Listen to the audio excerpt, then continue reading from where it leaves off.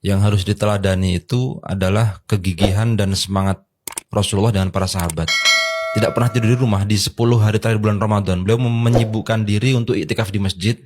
Kemudian porsi sholat sunnah beliau itu ditambah. Niatkan ibadah di bulan Ramadan ini karena Allah. Insya Allah kalau niatnya sudah baik, Allah akan bantu untuk terus memperbaiki diri, khususnya di bulan Ramadan dan bisa lanjut di bulan-bulan setelahnya. Dan untuk sahabat muslim nih yang mau ketemu Ustadz Azizi dan juga Umi Dewi ini bisa daftar ke SD Al-Azhar SD 3 Bandar Lampung. Assalamualaikum warahmatullahi wabarakatuh. Waalaikumsalam warahmatullahi wabarakatuh. Selamat siang dan tabi pun. Ya pun. Halo sahabat muslim, selamat datang di podcast Yayasan Al-Azhar Lampung. Dalam podcast ini, Anda akan diajak berdiskusi dengan tokoh-tokoh pendidikan, ulama, praktisi, dan pastinya siswa-siswi berprestasi kebanggaan Yayasan Al-Azhar Lampung. Sebagai ruang inspirasi dan edukasi, podcast ini mengupas berbagai tema seputar pendidikan, keislaman, dan pengembangan karakter yang pastinya unggul Islami terpercaya pilihan masyarakat Lampung. Nah, sahabat muslim, ini udah hari ke-10 atau 11 ya mungkin di bulan Ramadan ini ya. 13. Oh, 13. Oke, sorry. Hari ke-13 di bulan Ramadan. Gimana nih puasanya sahabat muslim? Semoga tetap lancar ya. Dan sahabat muslim, hari ini juga kita telah kedatangan bintang tamu dan Abi dari SD Al-Azhar 3 yang hari ini mau bercerita tentang bagaimana sih sikap maupun kisah-kisah Nabi dan para sahabat saat di bulan Ramadan. Pada penasaran gak ya? Sebelum itu mari kita sapa dulu ya dua bintang tamu kita pada hari ini. Halo Ustadz, Ustazah. Halo, Mbak. Halo. Ini Ustadz, Ustazah atau gimana nih panggilannya nih? Biasanya kalau di sekolah itu Abi sama Umi. Oh, Abi dan Iya. Umi ya. Iya, oke. Seenaknya Di manggil. sini ada Abi, Azizi dan Umi Dewi ya. Mungkin bagi sahabat muslim yang belum tahu, dua bintang tamu kita hari ini itu merupakan guru-guru yang ada di SD Al-Azhar 3. Ya, Tapi kita akan kenalan lebih lanjut. Mungkin silakan dari Abinya dulu. Perkenalkan, saya Abi Azizi, biasa dipanggil di SD 3. Ngajar pelajaran tahfidz Oke. di SD 3. Guru tahfidz SD Ya. Al-Azhar 3 ya. Kalau Uminya silakan. Kalau saya biasanya dipanggil Umi Dewi, ngajarnya itu di SD Al-Azhar 3 BBQ atau bimbingan belajar Al-Quran. Oke, Itu, Mbak. bimbingan belajar Iya. Al-Quran ya. Belajar Quran. Jadi ini dua guru yang memang kita bisa bilang sebenarnya berkutat di agama ya. di agama. Di agama Islam seperti itu ya. Ada Abi dan juga Umi di sini. Bagaimana kabarnya nih hari ini? Alhamdulillah. Alhamdulillah ya, lancar ya puasanya. Lancar Lancar. insya Allah. Lancar insya Allah, iya. Soalnya kayaknya nih kalau puasa-puasa kita harus ngobrol panjang kan biasanya agak-agak gimana gitu, agak berat ya. Benar-benar, iya. Biasanya Mbak Anin saya kayaknya agak berat ini. Tapi aman ya Ustadz ya? Aman, masih pagi insya Allah. Masih pagi, bener juga sih. Masih pagi jadi masih aman ya sahabat muslim. Nah sahabat muslim kayak seperti yang saya bilang tadi bahwasannya hari ini kita akan dengarkan nih cerita maupun kisah-kisah seputar Nabi dan juga para sahabat di bulan Ramadan. Benar ya Abi ya? Betul. Iya, oke.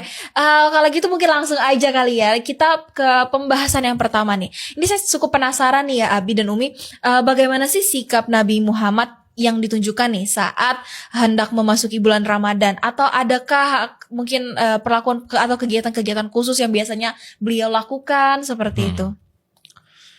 Bismillahirrahmanirrahim. Assalamualaikum warahmatullahi wabarakatuh. Jadi sikapnya Rasulullah Shallallahu Alaihi Wasallam itu ketika hendak memasuki bulan Ramadan itu Nabi banyak persiapan dan mengajak para sahabatnya untuk betul mempersiapkan diri menghadapi bulan Ramadan.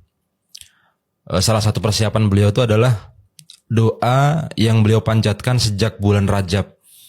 Mereka punya doa khusus. Terutama Nabi mengajarkan pada para sahabat yaitu doa Allahumma barik lana fi Rajaba wa Sya'bana wa balighna Ramadan. Itu kan 2 bulan sebelum Ramadan ya kan. Artinya saking pentingnya kita mendapatkan keberkahan di bulan Ramadan, di bulan Rajab, di bulan Sya'ban. Kemudian kita minta kepada Allah Ta'ala untuk sampai usia kita di bulan Ramadan yang mulia. Di bulan Rajab doa itu, di bulan Sya'ban doa begitu, supaya sampai di bulan Ramadan. Kemudian yang kedua, baginda Nabi Shallallahu Alaihi Wasallam itu pernah satu ketika berkhutbah, kalau nggak salah di akhir bulan Sa'ban. Beliau berkhutbah kepada para sahabat yang isinya yaitu tentang menjelaskan keistimewaan bulan Ramadan. Rasulullah bersabda dalam khutbah itu, kurang lebihnya, bulan Ramadan itu adalah bulan yang berkah, kata Nabi. Kemudian bulan Ramadan itu adalah bulan yang agung, yang di dalamnya ada satu malam yang lebih baik daripada 1000 bulan, yang biasa kita bilang malam Lailatul Qadar. Kemudian Allah Subhanahu wa taala mewajibkan puasa di siang harinya dan melaksanakan sholat-sholat sunnah di malam harinya. Ibadah fardu di dalam bulan Ramadan itu pahalanya seperti kita melaksanakan 70 kali ibadah fardu. Jadi kalau kita melaksanakan sholat maghrib 1 kali di bulan Ramadan, itu sama halnya keuntungannya kita melaksanakan sholat maghrib 70 kali di bulan selain Ramadan. Masya Allah, berarti pahalanya lebih berlipat ya. Pahalanya berlipat. Kemudian kalau kita mengerjakan ibadah sunnah di bulan Ramadan, maka keuntungannya sama seperti kita mengerjakan ibadah fardu di selain bulan Ramadan. Jadi sholat sunnah qobliyah, zuhur, asar, maghrib, isya, dan ba'diyah, itu pahalanya sama dengan sholat fardu keuntungannya. Ini salah satu keistimewaannya. Kemudian Nabi SAW juga bersabda, barang siapa yang memberikan makanan kepada orang yang berbuka puasa, maka Allah Subhanahu wa taala akan mengampuni dosa-dosanya dan Allah taala akan memasukkannya ke dalam surga. Memberikan buka puasa. Nah, dengan sebab pernyataan ini akhirnya ada beberapa sahabat yang tanya kepada Nabi, ya Rasulullah, di antara kami ada beberapa orang yang mungkin nggak mampu untuk memberikan makanan kepada orang untuk berbuka puasa karena keterbatasan ekonomi mereka juga. Akhirnya Nabi SAW memberikan solusi. Jadi untuk memberikan makanan kepada orang yang berbuka puasa itu nggak harus makan sampai kenyang. Rasulullah bersabda, bahkan hanya dengan setengah biji kurma, kemudian dengan seteguk air, itu sudah mendapatkan pahala yang sama dengan kita memberikan makanan kepada orang yang berbuka puasa, begitu kurang lebihnya. Masya Allah. Berarti memang kebaikan sekecil apapun itu akan mendapat pahala yang besar ya. Pahalanya besar. Walaupun hanya sepotong biji kurma seperti yang disampaikan oleh Ustadz Azizi. Ya, baik, mungkin anak-anak juga dari hal yang tadi sudah disampaikan oleh Ustadz itu beberapa poin. Yang pertama tadi sudah Rasulullah itu sudah berniat bahkan jauh-jauh hari sebelum bulan Ramadan. Artinya kita juga mumpung masih ada waktu, ini masih berjalan setengah perjalanan ya, hampir sepertiga perjalanan. Pertama yang mungkin niat awalnya masih karena manusia, mari sama-sama kita perbaharui kembali niat kita niatkan hanya untuk mencari ridho Allah Subhanahu wa taala. Dan tadi dengan memperbanyak kebaikan seperti sholat sunnah dan sholat-sholat yang lain atau ibadah yang lain yang mungkin di luar Ramadan itu biasa terlihatnya, tapi di Ramadan Allah lipat gandakan. Salah satunya tadi dengan dermawan, saling memberi dengan sesama meskipun terlihat kecil tapi pahalanya luar biasa. Kurang lebih seperti itu. Masya Allah. Iya. Berarti di bulan Ramadan ini benar-benar bulan yang istimewa ya, nggak bukan hanya karena mungkin kita yang tadi biasanya bisa makan siang dan ini kita jadi nggak bisa gitu ya. Tapi lebih dari itu ternyata banyak banget ya keistimewaan dan juga pahala yang bisa kita dapatkan, bahkan berlipat-lipat ganda nih seperti yang disampaikan sama Ustadz Azizi. Masya Allah. Ini biasanya kan kalau ibu-ibu dia sebelum Ramadan kan nyetoknya nyetok bahan-bahan baku mungkin ya. Tapi kalau Rasulullah SAW itu lebih ke mempersiapkan, menjaga niatnya gitu ya, mempersiapkan amalan. amalan dan lain sebagainya seperti Masya Allah. Ini mungkin ini salah satu kebiasaan-kebiasaan yang bisa kita tiru ya, seperti itu. Coba terapkan. Lantas apa aja nih Ustadz? Saya mau tanya juga tentang hal-hal yang mungkin bisa kita teladani. Kalau tadinya seperti Ustadz bilang kan kita bisa bersedekah walaupun mungkin jumlahnya sangat kecil gitu. Tapi apalagi sih yang bisa kita teladani dari Nabi Muhammad SAW dan para sahabat saat bulan Ramadan, dan bekal apa sih yang harus dimiliki bagi umat muslim seperti kita di bulan Ramadan ini? Ya. Yang harus diteladani itu adalah kegigihan dan semangat Rasulullah dengan para sahabat. Jadi Nabi itu memang ketika di bulan Ramadan bahkan beliau pernah sempat pamit dengan istri beliau Sayyidah Aisyah radhiyallahu taala anha untuk tidak pernah tidur di rumah di 10 hari terakhir bulan Ramadan. Beliau menyibukkan diri untuk iktikaf di masjid. Kemudian porsi sholat sunnah beliau itu ditambah. Ada satu riwayat yang menceritakan bahwa bahkan Jibril itu turun di bulan Ramadan itu lebih banyak ditimbang di lain bulan Ramadan. Mungkin kalau wahyu turun kepada Nabi Muhammad itu nggak setiap hari ya kan, kalau di selain bulan Ramadan. Di bulan Ramadan itu hampir setiap malam Jibril itu menemui baginda Nabi Muhammad SAW.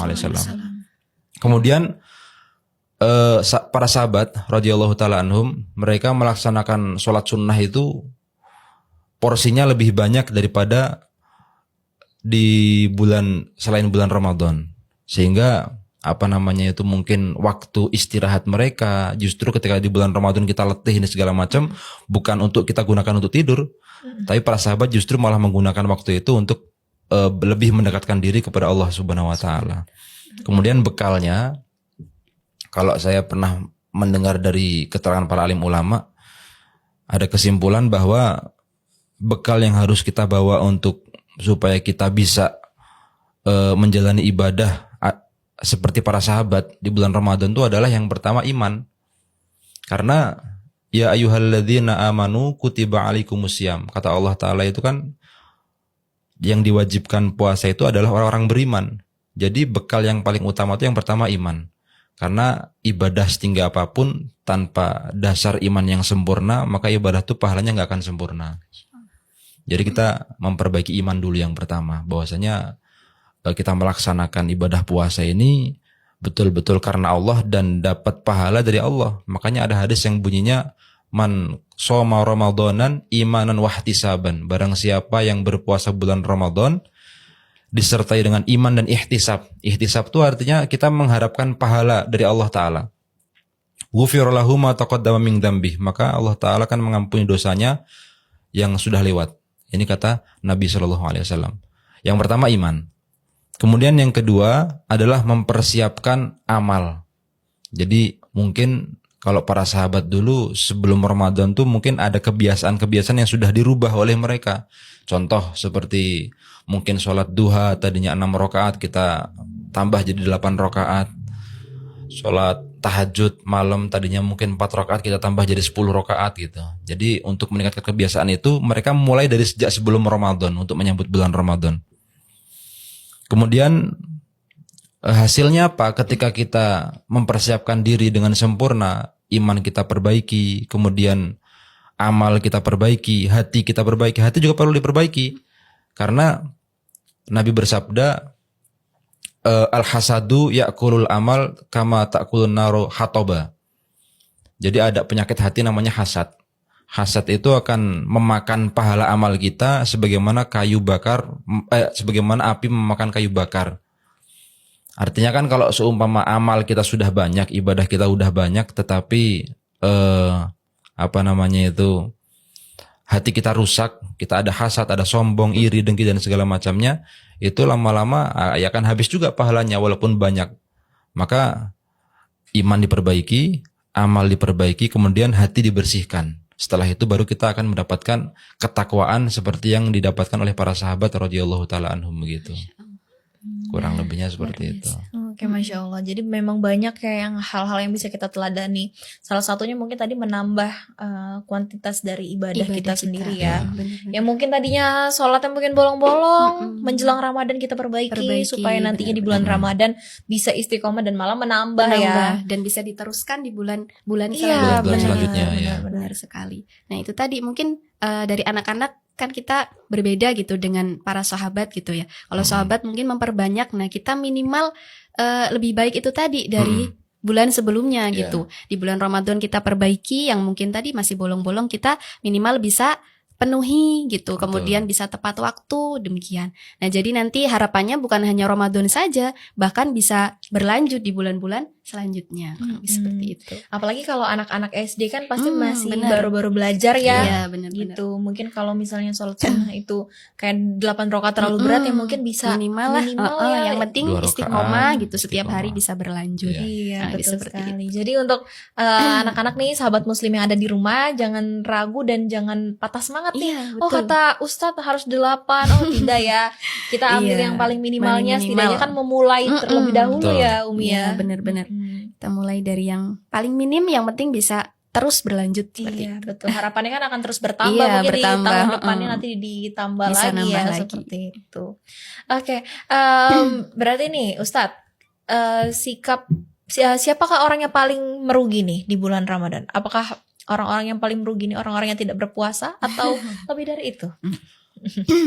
Kalau orang yang ngerugi di bulan Ramadan itu adalah orang yang sebenarnya dia sudah ibadah tapi pahalanya hilang. Oh, gimana itu? Kalau menurut saya begitu, seperti yang dijelaskan tadi, orang yang punya penyakit hati seperti sombong, iri, hasad dan segala macam, itu kan penyakit-penyakit hati itu akan memakan pahala amal kita. Menggerogoti Akan pahala. menggerogoti pahala kita. Alhamdulillah. Kita banyak zikir, baca Quran, sholat sunnah, tetapi karena kita nggak bisa menjaga hati, akhirnya pahala-pahala kita hilang dengan sebab Sama amalan saja itu. tangkinya akan kosong Nah, kembali betul. ya. Betul, ya. Itu yang kita Sia-sia sayangkan. seolah-olah. Sia-sia ya, iya benar juga sih. Orang-orang. Jadi orang-orang yang merugi itu mungkin orang-orang yang tidak mengamalkan kebaikan-kebaikan yang memang sudah dicontohkan tadi ya. Benar sekali. Benar sih. Termasuk salah satu yang menghilangkan pahala puasa itu ketika kita berkata kotor atau seperti umpatan begitu ke kawan, apa anak-anak SD kadang-kadang kan Iya, benar-benar. Iya, dengan iya. kawannya berantem. Masih belum biasanya mereka Iya. masih belum bisa mengontrol Iya, ya Nah, emosi itu juga dan bisa saat- mengurangi pahala puasa itu. Oh gitu. Berarti kita harus mengurangi nih. Teman-teman Teman-teman ya. dan adik-adik di rumah, kita juga Salih harus salihah. menjaga hati supaya tetap bersih dan suci. Betul. Hingga kedepannya ya, nggak hanya di bulan Ramadan ya ini ya. Iya. Jangan Harapannya hanya bisa terus Ramadan. berlanjut. Iya bener banget. Iya. Kalau selain itu nih Ustadz dan Umi, saya mau tanya, ada nggak sih hal-hal yang dapat menghilangkan pahala bagi anak-anak yang sedang belajar berpuasa? Pahala bagi anak-anak yang sedang berpuasa. Nah, ya itu tadi seperti yang Abi bilang, mungkin selain dari penyakit hati, ya penyakit hati itu kan dari dalam ya, dan itu mungkin bisa berasal dari kebiasaan kita. Kebiasaan, kalau kita tiap hari menanamnya kebiasaan baik, maka tentu yang akan keluar adalah hal-hal yang baik. Jadi semua dimulai dari hati gitu katanya Mbak Anin ya. Kalau kebiasaan yang kita terapkan tiap hari itu tanpa kita sadari, itulah yang nanti akan muncul dari diri kita gitu. Iya. Jadi kalau kebiasaan kita setiap harinya sudah yang positif, yang baik-baik, contoh tadi dari segi berbicara, ataupun dari segi menghargai guru, ataupun dari hal-hal lain lah yang terlihat baik dan tidak baik, itu kita biasakan, maka itulah yang akan kemudian keluar. Jadi momen Ramadan ini sejatinya momen belajar memang benar. Jadi yang awalnya masih mungkin banyak berbicaranya yang kurang baik, tingkahnya kurang bagus. Nah, Ramadan ini kita perbaiki walaupun mungkin belum maksimal, tapi sudah ada perubahan. Nah, dari diri sendiri, belum bisa dari orang lain, dari diri kita sendirilah kita berubah, maka nanti orang lain pun juga tanpa kita sadari juga akan memperlakukan hal yang sama. Kurang lebih seperti itu, Mbak Ani. Oke, keren sekali nih, Masya Allah, jawaban dari Umi dan Abi pada hari ini ya. Iya. Jadi benar-benar jadi pengingat nih bagi kita dan bagi sahabat muslim yang menonton di rumah, bahwasannya kita tidak hanya puasa tuh tidak hanya menahan lapar dan haus ya, betul. tapi lebih dari itu kita juga harus menjaga hati, menjaga lisan gitu. Apakah ketika kita tadi kan ngomong-ngomong soal hati ya, Iya. hati yang bersih gitu, itu apakah hanya berlaku untuk hal-hal yang kita ucapkan atau berlaku pula untuk hal-hal yang kita pikirkan? Misalkan kita sudah memiliki prasangka, namanya prasangka kan itu tidak bisa kadang tidak muncul diucapkan ya, kadang muncul tidak ya diucapkan ya, sendirinya. tapi prasangka itu hadir dalam hati kita. Nah, itu bagaimana cara kita menghilangkan prasangka-prasangka buruk nih? Jadi ada hadis itu bunyinya seorang muslim itu adalah cermin bagi muslim yang lain. Jadi kalau seumpama kita itu sibuk untuk selalu memperbaiki diri, insya Allah kita nggak akan sempat untuk ngelihat keburukan orang lain. Tapi kalau kita kurang ada perbaikan diri, akhirnya fokus kita itu hanya untuk untuk melihat keburukan orang lain gitu. Fokusnya malah jadi menilai diri orang lain lain. ya. Ya, Padahal kan seharusnya betul. kita mengoreksi dan menilai diri kita sendiri dulu Iya. ya sebenarnya. Iya. Bisa dengan memperbanyak, ya tentu tadi bisa Mengoreksi. mengoreksi diri ya. dan menginikan diri menyibukkan diri, Menyibukkan diri dengan sholawat, berzikir, Iya, benar-benar. ataupun membaca Al-Quran. Nah ini kan Betul. bulannya Al-Quran Ramadan ya. Iya, Jadi benar-benar. daripada sibuk ngurusin sibuk, orang lain ya benar sebenarnya ngurusin ya. orang lain karena mungkin kita kurang kerjaan jadi ya. Jadi sibuk mengurusi orang lain. Jadi kita mencari kesibukan diri dengan cara hal-hal yang positif seperti tadi, dan itu tidak cuma-cuma Allah biarkan orang hanya membaca Al-Quran saja, tidak, tapi Allah berikan balasan bahkan berlipat ganda, apalagi di bulan Ramadan seperti Oke, itu. Masya Allah. Jadi kita harus menghilangkan semua prasangka-prasangka buruk ya. Mm-mm. Kita harus tetap berhusnuzon nih kepada sesama manusia Iya, seperti dengan itu. menyibukkan diri dengan yang positif seperti itu. Nah, oke. Nah, tadi udah disinggung sedikit nih dengan Umi kalau bulan Ramadan ini kan identik dengan Al-Qur'an ya. Nah, saya mau tanya kenapa membaca Al-Qur'an di bulan Ramadan itu sangat spesial, dan apa sih kaitan antara Al-Qur'an dengan bulan Ramadan ini? Jadi Al-Quran itu memang diturunkan dari Lauhul Mahfud ke langit itu pada bulan Ramadan. Yang pertama. Kemudian yang kedua, Al-Quran diturunkan dari langit menuju oleh Jibril, disampaikan kepada Rasulullah, wahyu pertama itu juga pada bulan Ramadan. Jadi ada istilah nuzulul Quran malam ke-17 itu adalah sampainya wahyu pertama berupa surat Al-Alaq, Iqra bismi rabbikal ladzi khalaq, itu adalah bertepatan tanggal 17 Ramadan. Sementara turunnya Al-Quran dari Lauhul Mahfud ke langit itu adalah di tanggal ganjil di 10 malam terakhir di bulan Ramadan. Jadi semuanya terjadi di bulan Ramadan gitu. Sehingga Al-Quran itu akan istimewa di bulan Ramadan gitu, melebihi sangat istimewa di bulan Ramadan, melebihi bulan, karena emang bulan turunnya Al-Quran. Kemudian seperti yang sudah disampaikan tadi bahwa amal ibadah di selain bulan Ramadan di bulan Ramadan itu pahalanya akan dilipat gandakan ketika bulan Ramadan. Nah, Al-Quran itu kan kita baca satu huruf aja, seperti yang disampaikan dalam Fadilah Amal itu, satu huruf kita baca maka Allah Ta'ala akan memberikan pahala 10 kebaikan. Satu huruf. Kalau seumpama kita baca 10 huruf berarti kan sudah 100 kebaikan. Nah kalau di bulan Ramadan dilipat gandakan jadi 70 kali lipat. Maka itu jadi lebih banyak lagi keuntungan kita kalau baca Quran gitu. Kurang lebihnya. Makanya banyak orang yang akhirnya berlomba-lomba untuk menghatamkan Quran di bulan Iya. Ramadan ini ya. Karena seistimewa itu Al-Quran ya. Karena Iya. Al-Quran turun di bulan Ramadan. Nah bahkan imam yang besar seperti Imam Syafi'i dan Imam Malik, ketika Ramadan datang, beliau mengurangi mengajar dan lebih fokus membaca Al-Quran. Betul. Karena itu tadi begitu mulianya Al-Quran, apalagi di bulan Ramadan ini, karena turunnya di bulan Ramadan. Oke. Jadi kita bisa mencontohnya itu dengan memiliki target lah, semisal ya yang sebelumnya mungkin seminggu sekali, sebulan sekali dibuka Qurannya. Nah di bulan Ramadan ini minimal bisa hataman 1 bulan itu 1 kali hatam, atau minimal ya kita bisa rutin setiap hari membaca Al-Quran. Seperti Iya. itu Mbak Arin. Kalau untuk di SD Al-Azhar 3 ini, adakah program yang berkaitan dengan Al-Quran dan hafalan di bulan Alhamdulillah. Ramadan ini? Iya. Alhamdulillah kalau di SD Al-Azhar 3 Ramadan ini ada beberapa program yang berkaitan dengan mendidik anak juga agar memaknai Ramadan ini bisa berbeda dari bulan lainnya supaya bisa memanfaatkan dengan baik. Salah satunya juga ada hataman Al-Quran baik dewan gurunya maupun anak-anak soleh-solehannya gitu. Jadi kita membiasakan, mengenalkan mereka tentang Al-Quran ini terutama di bulan Ramadan gitu. Oke, berarti memang ada programnya Ada. juga ya supaya Alhamdulillah. anak-anak ini lebih dikenal dan lebih dekat Dengan dengan Al-Quran. Al-Quran. Masya Allah, ini keren banget nih. Berarti salah satu program di SD Al-Azhar 3 ya, bahwasannya memang Ramadan itu bukannya ajang untuk kita malah berleha-leha ya, tapi malah ajang untuk mendekatkan diri kepada Tuhan, salah satunya dengan Al-Quran. Iya, betul. Keren sekali nih, Masya Allah. Ustadz, saya mau tanya lagi nih Ustadz, apa pesan yang bisa kita ambil dari keteladanan Nabi dan para sahabat di bulan Ramadan? Pesan yang bisa kita ambil itu jangan takut kita berletih-letih dalam kebaikan. Jangan takut capek untuk mengamalkan kebaikan.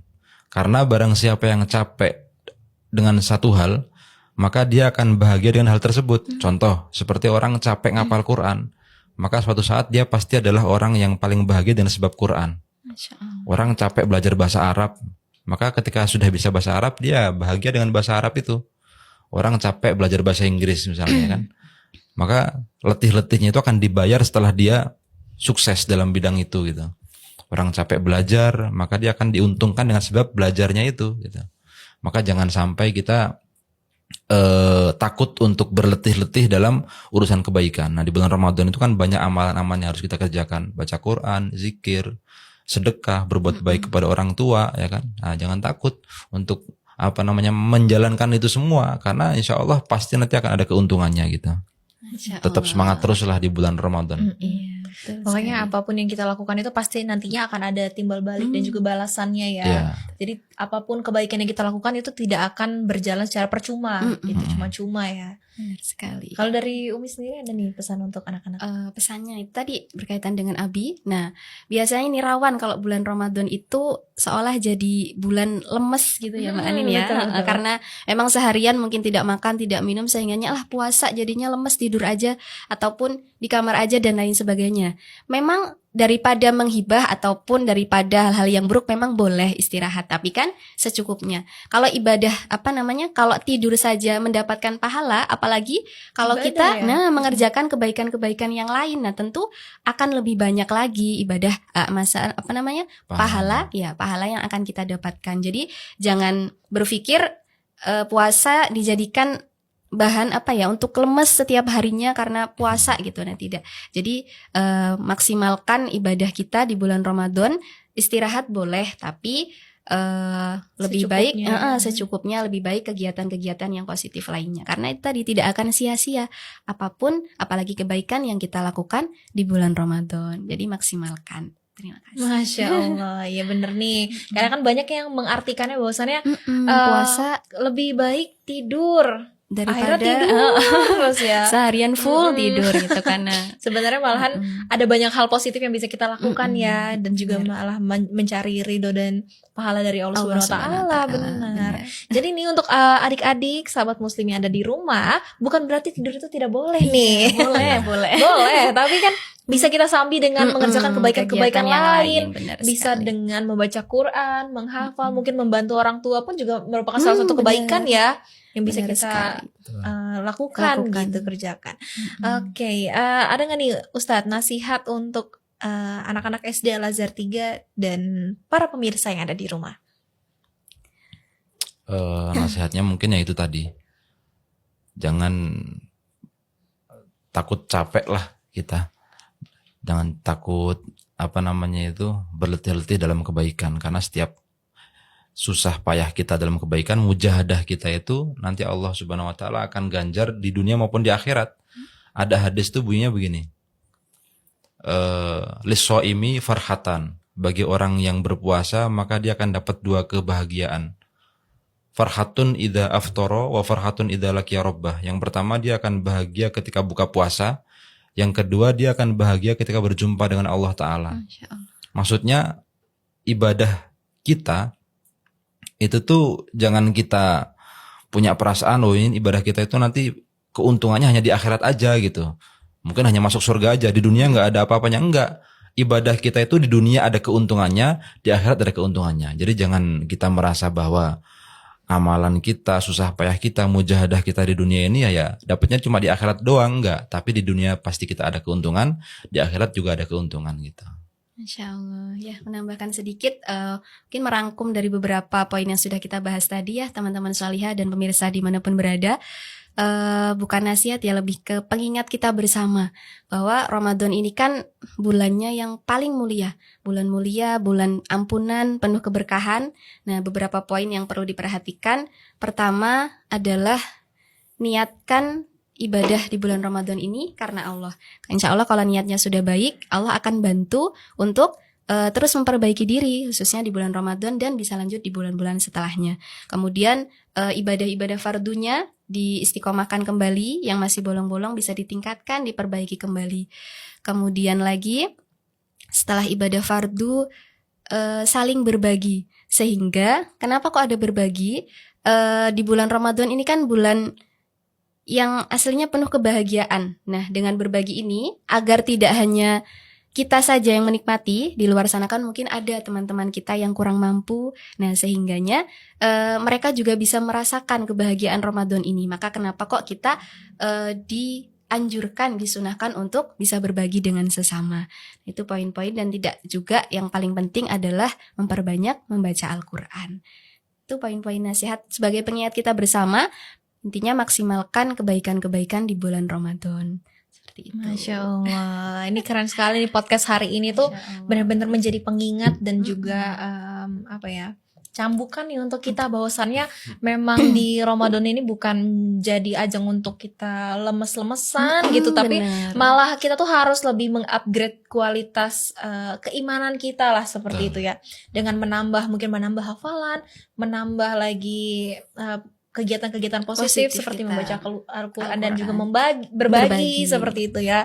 Dan ada banyak sekali tadi yang sudah kita diskusikan pada hari ini. Alhamdulillah. Masya Allah. Luar biasa. Ini terima kasih loh untuk Ustadz Azizi dan juga Terima kasih. Umi Dewi Terima yang kasih sudah kembali. berkunjung dan bercerita banyak nih dengan kita pada hari ini.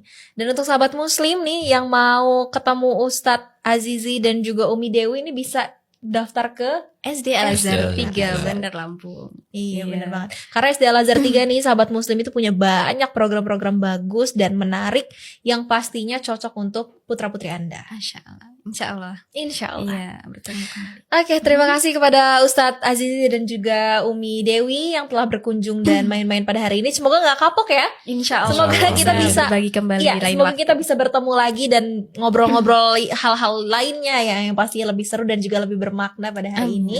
Dan kami akhiri, wassalamualaikum warahmatullahi wabarakatuh. Waalaikumsalam warahmatullahi warahmatullahi wabarakatuh. wabarakatuh.